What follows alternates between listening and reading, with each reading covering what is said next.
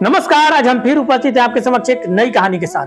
पिछली कहानी में मैंने आपको बताया था कि जो युधिष्ठिर हैं युवराज बन जाते हैं। तो युवराज बन जाते हैं, दुर्योधन को उनसे काफी द्वेष बढ़ जाता है।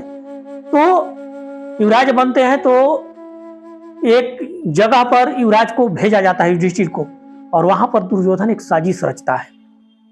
वह एक लक्षागृह बनाता है और जब युवराज ये बनते हैं तो इनको भेजा जाता है कि वहीं पर ये पूरे परिवार के साथ जाएंगे और ठहरेंगे। लेकिन ये भनक विदुर जी को लग जाती है।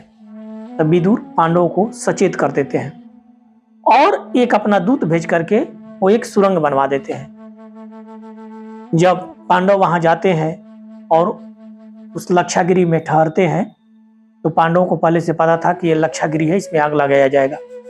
तो पांडव क्या करते हैं कि जब आग लगाया जाता है तो सुरंग से बाहर निकल जाते हैं। गनीमत ये रहती है कि उसी दिन 5 पुत्रों के साथ एक लेडीज वहां ठहरती है जो आग में जलकर मर जाती है, लेकिन पांडव वहां से सुरक्षित निकल जाते हैं। जब पांडव वहां से सुरक्षित निकलते हैं और 5 पुत्रों के साथ वो औरत उसमें मर जाती है, तो लोग यही समझते हैं कि पांडव उस लक्षागृह में जलकर मर गए। पूरा खबर हस्तिनापुर में फैल जाता है, लेकिन ये बात केवल विदुर जानते थे कि पांडव अभी जिंदा है। लेकिन पांडव लक्षागृह से निकल करके जंगल में भटकते रहते हैं। इसी बीच एक जंगल में वो हिडिंबा नाम के एक राक्षस का वध करते हैं भीम, और उसकी बहन हिडिंबा से उनकी शादी भी हो जाती है। पांडव इसी तरह वनवास करते रहते हैं। जब द्रौपदी का स्वयंवर होता है तो उस स्वयंवर में पांडव भी सम्मिलित होते हैं, लेकिन ब्राह्मण वेश में। और अर्जुन जो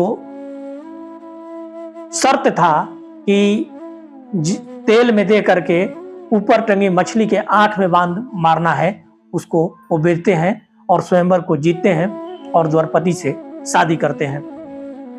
अगर आपको ये कहानी अच्छी लगी है तो इसे लाइक, कमेंट और शेयर करें। साथ ही आप लोगों से हाथ जोड़कर निवेदन है कि आप लोग चैनल को सब्सक्राइब जरूर करें।